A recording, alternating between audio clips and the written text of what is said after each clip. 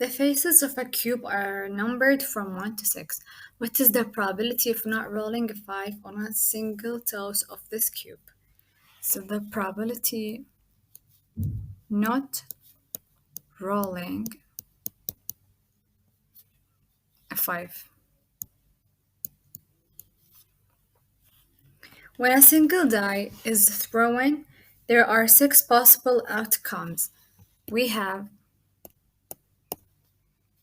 1, 2, 3, 4, 5, and 6. Number of way it can happen 5.